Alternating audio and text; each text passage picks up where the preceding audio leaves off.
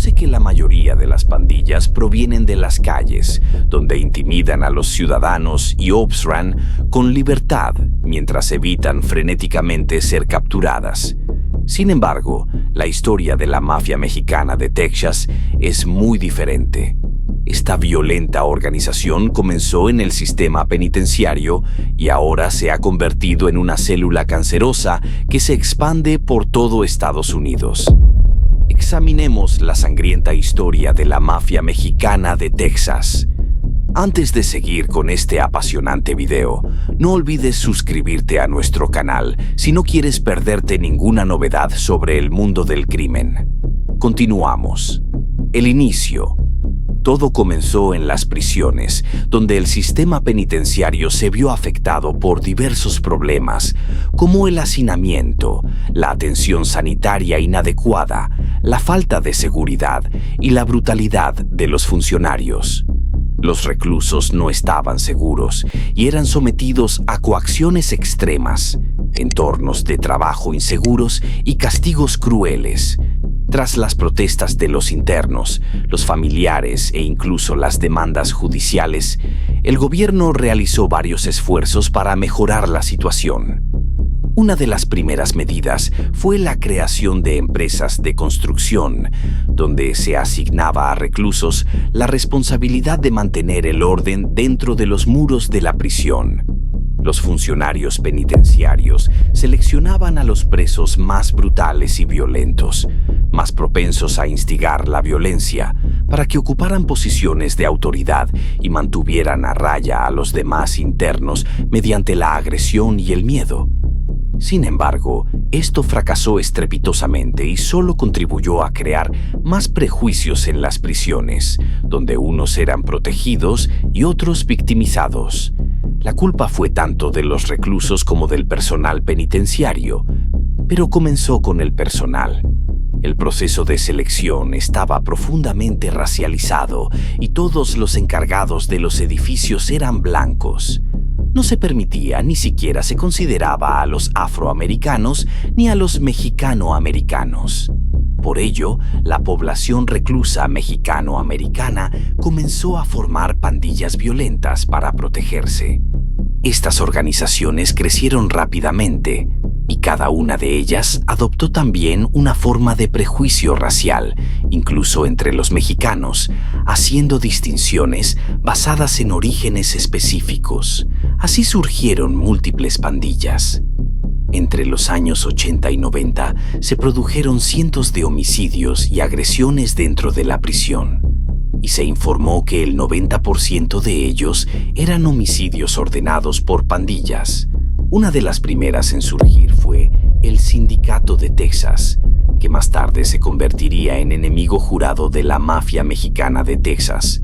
Esta banda se formó para proteger a los tejanos de otras pandillas mexicanas que los atacaban. Puede parecer extraño que se aprovecharan unos de otros en la cárcel, a pesar de ser todos mexicanos. Sin embargo, ellos veían las cosas de otra manera.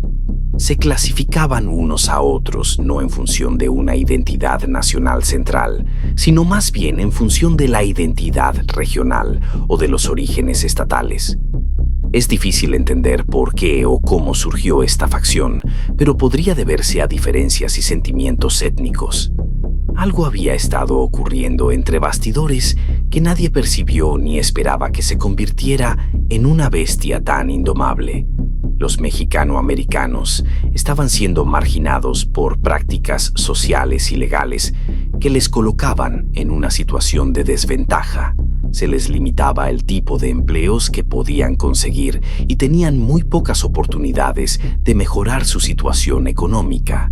Esta situación continuó durante años y la población mexicano-americana se vio obligada a realizar trabajos estereotipados que a menudo eran escasos y denigrantes.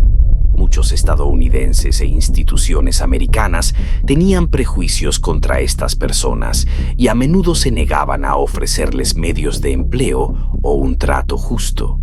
Con el tiempo, los índices de delincuencia aumentaron a medida que los jóvenes sanos se pasaban al lado oscuro de las calles, formando pandillas y dedicándose al robo, el tráfico de drogas y la prostitución, por mencionar solo algunos. Esto condujo finalmente a lo que los estudiosos han descrito como encarcelamiento masivo, en el que muchos de estos mexicano-estadounidenses eran detenidos por sus delitos. Tras las rejas, el motivo era erradicar el crimen de las calles, pero ese crimen no se extinguía en la cárcel. Por el contrario, se hibernaba y cultivaba hasta que consumía el sistema penitenciario.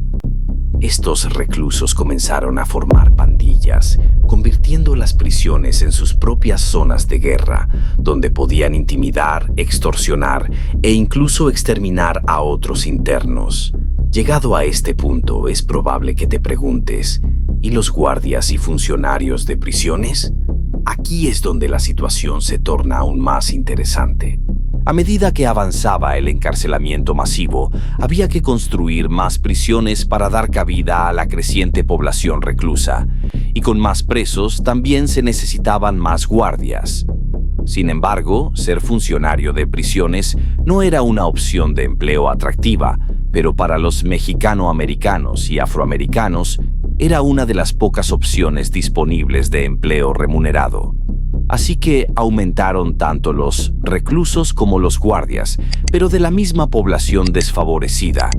A medida que los internos empezaban a formar pandillas basadas en sus etnias, también buscaban guardias a los que pudieran manipular y engatusar para que trabajaran a su favor.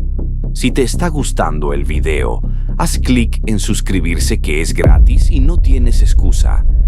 Pronto quedó claro que en las prisiones los reclusos mandaban. Ni los guardias, ni los funcionarios, ni el gobierno tenían control. Los internos habían tomado el mando y habían creado grupos mafiosos que el gobierno intentaría sofocar en vano durante varias décadas. Estaban en las calles, estaban en las cárceles. Un círculo vicioso sin fin. Tony Rafael, autor de La Mafia Mexicana, escribió sobre el funcionamiento de los miembros de las pandillas entre rejas. Son muy buenos manipulando a la gente. Han tenido a funcionarias de prisiones y las han manipulado para que literalmente se casen con ellos. Antes de casarse con ellas, estas funcionarias introducían comida y drogas en la cárcel. Han corrompido a trabajadores sociales para que hagan su voluntad por ellos, y ocasionalmente también a oficiales de policía. Encontrarán un punto débil, se harán amigos tuyos, podrán averiguar qué es lo que te mueve. Si te falta dinero, te lo conseguirán. Si se trata de drogas, te conseguirán drogas. Si son mujeres, también te las conseguirán. Son excelentes manipuladores. Así comenzó la mafia mexicana de Texas, también conocida como Mexican Mafia. Se fundó en 1984 y en el próximo capítulo hablaremos del fundador, que ahora está encarcelado, pero sigue siendo el presidente y líder general de la banda hasta que exhale su último aliento. Redactó una constitución claramente definida, parte de la cual establece que, al ser una organización criminal, funcionaremos en cualquier aspecto de interés delictivo en beneficio del avance de la mafia mexicana. Traficaremos con drogas, contratos de asesinato, prostitución, robos de gran magnitud y en todo lo que podamos imaginar. La historia de la mafia mexicana de Texas es una historia de derramamiento de sangre, víctimas y victimarios, presos, guardianes de prisiones y fuerzas del orden, varios agentes, todos atrapados en el torbellino de una organización que perdura para siempre. Heriberto Huerta fundó la mafia mexicana de Texas en 1984 en la prisión de Holmesville, Texas. Al principio, intentó disfrazar la banda de organización religiosa con raíces en la cultura azteca, pero las autoridades penitenciarias no se lo creyeron. Así que se sinceró y declaró en una constitución que redactó para la banda que esta era una organización criminal cuyo único objetivo era protegerse mutuamente y dedicarse a cualquier actividad delictiva que necesitaran para ganar dinero. Sin embargo, la cultura azteca era uno de los principales sistemas de creencias de la banda. Este sistema de creencias se remonta a los orígenes de San Antonio, considerada la capital de Aztlán. Se dice que Aztlán era la patria de los aztecas antes de que emigraran a México para construir un imperio. Por tanto, creen que están en las raíces de los antiguos guerreros aztecas y quieren ser como ellos. Esto se utiliza a menudo como táctica para atraer a nuevos miembros, diciéndoles que es su herencia y que deben estar orgullosos de ella. Les dicen que la mafia mexicana de Texas está trayendo de vuelta un imperio moderno, por lo que unirse a ella les dará una parte del llamado reino reencarnado. Tienen símbolos claros que los distinguen del resto de la gente. Estos signos suelen estar tatuados por todo el cuerpo y se puede distinguir fácilmente a un miembro de una banda observando los tatuajes que llevan en el pecho, la espalda e incluso la frente. Las inscripciones pueden ser las letras M, la letra española M2M, que significan Mafia Mexicana, o el número 13. Otros utilizan un punto en la mano izquierda y 3 puntos en la derecha. También hay símbolos de puñales cruzados o un águila y una serpiente sobre un cactus. Sin embargo, el más común que suelen llevar los miembros más notorios de la banda es la serpiente de 2 cabezas, cuyo cuerpo se enrosca formando la letra M. Ahora que su tapadera ha saltado por los aires, los nuevos miembros de la banda intentan ocultar los tatuajes de la mafia dentro de otros tatuajes. Esto les ayuda a eludir sospechas y detenciones, pero Heriberto no pudo eludir la detención indefinidamente, ya que las fuerzas del orden acabaron dándole alcance en 1993. Fue acusado por el gobierno federal y condenado a cadena perpetua por cargos de asociación ilícita de narcotraficantes, venta de heroína y conspiración para cometer asesinato. El jefe de la banda fue recluido en el centro federal más seguro de toda América para asegurarse de que nunca escapara. Dado que cumple cadena perpetua, es probable que nunca recupere la libertad, pero este encarcelamiento no le ha despojado de su título como presidente de la mafia mexicana de Texas. Para Heriberto, el espectáculo continúa. Pero, ¿cómo? Según la constitución que él mismo redactó, el líder de la mafia, que ahora está entrando en sus 70, es vitalicio. Nadie sabe cómo lo consigue, pero sigue controlando los asuntos de la banda desde la cárcel. De hecho, aquellos que han intentado usurpar su autoridad y desafiar su gobierno han sido asesinados por los ejecutores de la banda. Han pasado casi 3 décadas de encarcelamiento y, sin embargo, la mafia mexicana de Texas parece hacerse más fuerte cada año. Sorprendentemente, no solo el presidente de la banda criminal está entre rejas, sino que el vicepresidente de toda la vida, Benito Alonso, también se encuentra en prisión. Tiene más de 80 años y ya cumple cadena perpetua en una prisión de Texas, donde todo comenzó. Fue condenado por intentar introducir un arma de contrabando en prisión en algún momento de la década de 1970. Los expertos en pandillas criminales están desconcertados por cómo estos 2 hombres, tras tanto tiempo encarcelados, pueden seguir ejerciendo control sobre miles de pandilleros en el exterior. Sus atrocidades no han cesado, ni siquiera entre ellos. Siguen instruyendo asesinatos, secuestros, extorsiones de drogas y otros delitos. 2 hombres de confianza que gobiernan tanto a los libres como a los encarcelados. Pero Heriberto no es un preso ordinario.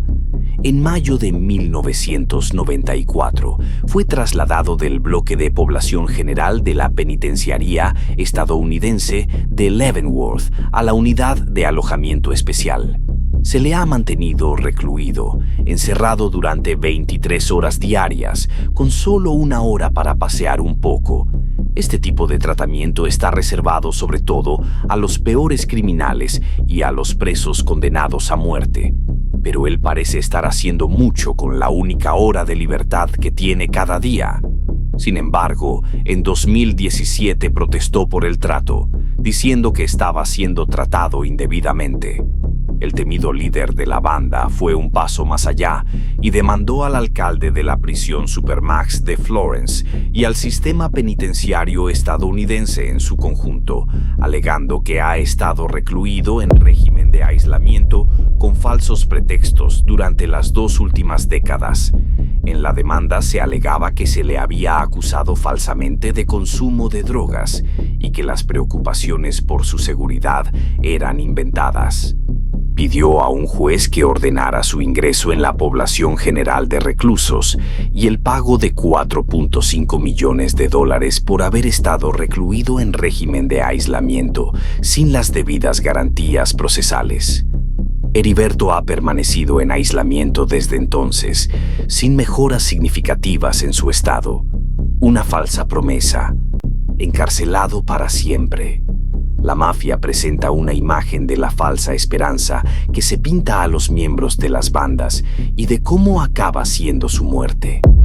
Antes de unirse a la mafia, a los chicos y hombres jóvenes se les promete protección frente a los miembros de pandillas rivales y otras fuerzas violentas. Algunos de ellos incluso se unen a estas organizaciones criminales fuera de la cárcel con la esperanza de que, si son encarcelados, la vida en prisión les resulte más fácil. El problema con esta narrativa es que esta protección tiene un coste tan alto que anula el propósito en su totalidad. La mafia se rige por un principio básico: sangre entra y sangre sale. La única forma de ser aceptado en la banda es cometer un asesinato, y la única forma de abandonarla es morir. Muchos nuevos miembros se ven obligados a cometer asesinatos por primera vez en su vida para ser aceptados en la mexicana. Algunos de ellos son asesinados o detenidos, mientras que otros tienen sus antecedentes y conciencias manchadas de asesinato de por vida. Cuando un miembro de una banda es detenido y acusado ante un tribunal, es casi un hecho que se le juzga por múltiples asesinatos que le valen cadenas perpetuas o incluso la pena de muerte. Pero la cosa no acaba ahí. Una persona no solo tendrá que asesinar para entrar en la banda, sino que tendrá que seguir haciéndolo para mantener su relevancia dentro del grupo y seguir con vida. No es el refugio seguro que aparenta ser, y uno no puede simplemente marcarse un tatuaje en el pecho y seguir con sus actividades cotidianas tranquilamente y sentirse protegido. Cada miembro de la banda está ligado a la autoridad y debe obedecer las instrucciones o enfrentarse al exterminio por parte de los hombres a los que llama hermanos. La situación se complica cuando estos mismos principios se aplican en la cárcel. Así, un hombre es detenido por robo, hurto, atraco y otros delitos comparativamente menores. Pero cuando entra en el sistema penitenciario, se ve obligado a cometer delitos aún mayores que los que le llevaron allí en primer lugar. Puede que le condenen a 5 o 7 años, se une a la banda y tiene que matar a un preso o a un funcionario de prisiones antes de que le acepten como miembro de pleno derecho. Comete un asesinato y le descubren. Le acusan del delito y le imponen una pena mayor o le envían al corredor de la muerte, todo porque buscaba protección en los brazos de la mafia. Los reclusos que se niegan a cumplir las instrucciones de sus jefes son marcados para ser castigados e incluso asesinados. Algunos acaban por darse cuenta de lo desagradable de la trampa, pero no hay escapatoria. La lealtad a la banda en la cárcel puede significar quedarse allí para siempre, o hasta que acaben sus días de juventud y sean viejos y canosos, despidiéndose así de sus seres queridos. Se podría esperar que este razonamiento provocara un cambio en sus prácticas viciosas, pero solo parece ir a peor. Muchos de ellos no conocen otra vida que la del crimen, el derramamiento de sangre y la violencia. La banda ha sido responsable de numerosos actos de violencia dentro y fuera de las prisiones, como asesinatos, agresiones y tráfico de drogas. La influencia de la TMM se extiende más allá del sistema penitenciario, ya que la banda controla el tráfico de drogas y otras actividades delictivas en muchas partes de Estados Unidos. La mafia mexicana de Texas está muy estructurada y organizada, con una jerarquía similar a la de una organización militar. En la cúspide de la jerarquía se encuentra el general, que es el líder general de la TMM. Por debajo del general están los lugartenientes, responsables de la gestión diaria de la banda. A continuación están los soldados, que son los soldados rasos de la TMM. Estos individuos son responsables de llevar a cabo las actividades delictivas de la banda, como el tráfico de drogas, la extorsión y el asesinato. Una de las principales fuentes de ingresos de la banda es el tráfico de drogas, ya que la TMM controla la distribución de drogas como la heroína, la cocaína y la metanfetamina en muchas partes de Texas. También se dedica a la extorsión y el chantaje, utilizando la violencia y la intimidación para controlar a empresas y particulares en diversas partes del estado. Además, la TMM ha estado vinculada a numerosos asesinatos y actos de violencia contra bandas rivales y miembros de las fuerzas del orden. La banda es conocida por atacar a personas que consideran que les han faltado al respeto o han amenazado sus operaciones. También han participado en homicidios en prisiones y otros actos de motín que han provocado lesiones y muertes de reclusos y funcionarios de prisiones. Fuera de las prisiones, su modo de operar está claramente definido. Identifican a los traficantes de drogas y otros delincuentes dentro de su territorio. Una vez identificados, los soldados de campo recopilan sus nombres y se entregan a los jefes. El siguiente paso será confirmar si esta información es cierta, realizando más investigaciones. Esto puede ser a través del espionaje o incluso acercándose al individuo con negocios. A continuación, se asigna a algunos agentes para que visiten al individuo, lo que suele tener dos resultados diferentes. El traficante puede admitir que ha estado traficando en territorio mexicano y aceptar las sanciones que se le imponen, o puede rebatirlo. Si lo admite, se le impone una multa que deberá pagar a su debido tiempo. Si lo niega, se le impone una multa mayor. Una nueva negativa dará lugar a violencia y el comerciante será golpeado y robado. Se supone que esta es la primera advertencia. Si no se cumple, se produce otra visita llamada patada en la puerta. Se visita al traficante en su casa y se golpea, ata y roba a todos los ocupantes mientras se les amenaza a punta de pistola. La mayoría de los traficantes sucumben en este punto, pero si no lo hacen, son exterminados por los asesinos de la banda. Esto se aplica no solo a los traficantes de drogas, sino también a los atracadores a mano armada y otros delincuentes. Están obligados a pagar un impuesto del 10%, llamado DIME. Ningún delincuente puede operar en el territorio de la TMM sin efectuar sus pagos regulares a su debido tiempo. Los morosos no se libran. Y esta regla se aplica no solo a los traficantes externos, sino también a los miembros de las bandas. Las personas que traicionan la constitución de la organización criminal son brutalmente asesinadas por sus colegas, sin importarles la amistad o los sentimientos. Un ejemplo de ello es el caso de Julián Pesina, el hombre que intentó llevar una doble vida. Era policía de día y traficante de drogas de noche. Decidió unirse a la mafia mexicana de Texas para ganarse el favor y obtener más dinero con el negocio. Su comercio ilícito se encubría como un salón de tatuajes, sirviendo en balcones como de la ley, pero también en la mafia como traficante de drogas. Tenía varios amigos en el cuerpo de policía, pero eran ajenos al hecho de que su cuerpo estaba cubierto de tatuajes de bandas. Las cosas le siguieron yendo bien en ambos sentidos durante un tiempo, hasta que el FBI y la TMM descubrieron que era un fraude. La mafia había descubierto que era agente de policía, información que él les ocultó. No se lo tomaron a la ligera e inmediatamente concluyeron que era un espía y que su traición debía castigarse con la muerte.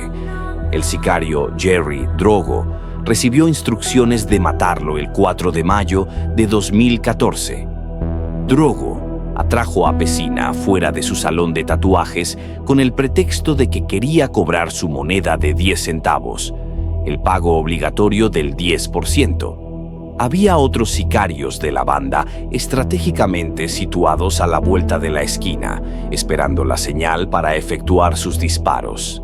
Inmediatamente después de pagar la cuota, le dispararon en lo que se describió como un estilo de ejecución. Primero lo hirieron con una pistola pequeña para inmovilizarlo y, clavado en el sitio, después lo mataron con más disparos de fusil. Su cuerpo fue abandonado en la calle, pero se produjo un giro que ninguno de los asesinos podía imaginar. Las cámaras del FBI habían captado el asesinato. La Oficina Federal de Investigación había estado investigando al policía por delitos de tráfico de drogas. Así que un agente del FBI, disfrazado de electricista, había montado un poste cercano para colocar una cámara en el local del salón de tatuajes y vigilar a Drogo. Sería detenido una semana después de su asesinato a tiros. Este asesinato permite echar un vistazo a las operaciones de la siniestra banda, conocida por sus tácticas violentas y su brutal modus operandi tanto dentro como fuera de la cárcel. Una vez dentro de la mafia, los miembros mantienen sus papeles, ya sea en libertad o en la cárcel. El narcotraficante en la calle también traficará con drogas en la cárcel, mientras que el sicario fuera de prisión será responsable de la violencia y los asesinatos. En la cárcel funcionan como herramientas vitalicias de la banda hasta su muerte, detenciones y encarcelamientos. Las fuerzas del orden llevan años trabajando para combatir la influencia de la mafia mexicana de Texas. Tras la captura y condena del presidente y el vicepresidente vitalicios, ambos condenados a cadena perpetua, se han realizado muchas más detenciones a lo largo de los años en un intento de sofocar a la banda. En los últimos años, la banda se ha enfrentado a varias acusaciones y detenciones de alto nivel. No se sabe con certeza si acabarán con su régimen de terror, pero tal vez un miembro menos de la banda en las calles sea suficiente. En 2012, Jesse y Joe Oranday, miembros de alto rango de la banda, fueron condenados a 300 meses de prisión, seguidos de 5 años de libertad vigilada. Fueron declarados culpables de múltiples delitos federales de crimen organizado, así como de complicidad en el asesinato en julio de 2008 de un hombre llamado José Damián Garza en Texas. En 2016, Rubén Reyes, apodado Amenaza por su brutalidad, fue condenado a 5 cadenas perpetuas consecutivas sin posibilidad de libertad condicional. Fue declarado culpable del asesinato de 5 personas. El hombre de 37 años cumple actualmente su condena en una prisión de máxima seguridad de Colorado, que alberga a los criminales y terroristas más conocidos del país. A pesar de que Reyes cooperó con la policía, el juez insistió en que no veía casi nada bueno en el gángster y afirmó rotundamente que no había esperanzas de rehabilitación para el criminal.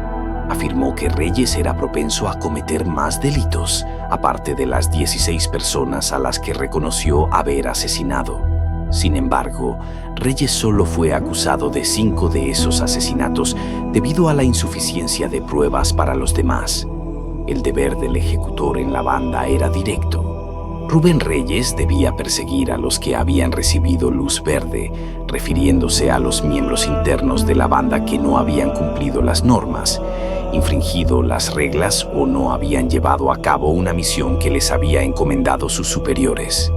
Solo en enero de 2014, mató a 3 miembros de alto rango señalados para ser abatidos por los altos mandos de la banda. Uno de ellos era el agente de policía Pesina, al que el FBI seguía de cerca. El final de su reinado llegó cuando descubrió que, tras eliminar a sus golpes, él era el siguiente objetivo. Comprendía las operaciones del cartel y sabía que no había ningún lugar donde huir o esconderse. Así que Reyes se entregó a la policía en el Departamento de Policía de San Antonio. Les dio toda la información que tenía a cambio de protección y tal vez una condena más leve. En pocos días, había mostrado a la policía el lugar donde enterró a 3 de sus víctimas, todas ellas miembros de la banda cuyo asesinato había ordenado por haber manejado indebidamente $60,000. Reyes exhalará su último suspiro entre los muros de la cárcel, pero los familiares de sus víctimas deseaban que, en lugar de eso, fuera condenado a muerte. En 2018 fue detenido otro importante ejecutor de la banda, Raúl Ramos, quien fue condenado a cadena perpetua en octubre de 2019 por su papel de liderazgo en una conspiración para extorsionar a narcotraficantes que operaban en el territorio de la banda sin permiso. Antes de su detención, era general de Mundo Libre de la mafia mexicana de Texas. Su procesamiento fue notable, ya que condujo a la condena de otros 37 miembros y asociados de la banda mafiosa, muchos de los cuales recibieron largas condenas o cadena perpetua. En 2022, se detuvo a otros 3 narcotraficantes y miembros de la mafia mexicana de Texas, entre ellos Martín Pérez, condenado en primera instancia a 27 años de cárcel. Después de que pruebas adicionales revelaran que había dado instrucciones a los autores de un asesinato cometido en 2009, se le impuso una condena adicional de 30 años. Era el capitán de la zona de Laredo de la mafia mexicana de Texas. Robert Louta también fue condenado por posesión de armas de fuego, incluido un rifle de uso militar robado y más de 6 kilogramos de metanfetamina. Ese mismo año, Rubén Alvarado Castro y Teodoro Villarreal, que habían figurado en la lista de los fugitivos más buscados de Texas, fueron capturados después de que la policía recibiera un chivatazo sobre su paradero. Su captura se vio facilitada por una nueva iniciativa gubernamental conocida como Texas, un programa de recompensas que ofrece regalos en metálico a cambio de información que conduzca a la detención de sospechosos incluidos en la lista de fugitivos o delincuentes sexuales más buscados de Texas. Estas y muchas otras detenciones y condenas se han producido en la lucha contra la mafia mexicana de Texas y otras bandas. Sin embargo, los expertos afirman que estas organizaciones no morirán mientras siga habiendo demanda de drogas ilícitas. Sin embargo, es posible debilitarlas y asestarles tantos golpes duros como sea posible para evitar que se extiendan. Y hasta aquí llega esta apasionante historia sobre la mafia mexicana de Texas, un mundo oscuro que sigue teniendo repercusiones hoy en día. Si te ha parecido tan fascinante como a nosotros, no olvides darle like para apoyar el canal, suscribirte y activar la campanita para no perderte ninguno de nuestros próximos videos. También queremos saber tu opinión, así que déjanos un comentario con lo que piensas sobre esta increíble historia o qué temas te gustaría que abordemos en el futuro. Gracias por acompañarnos hasta aquí. Nos vemos en el próximo video. No te lo pierdas.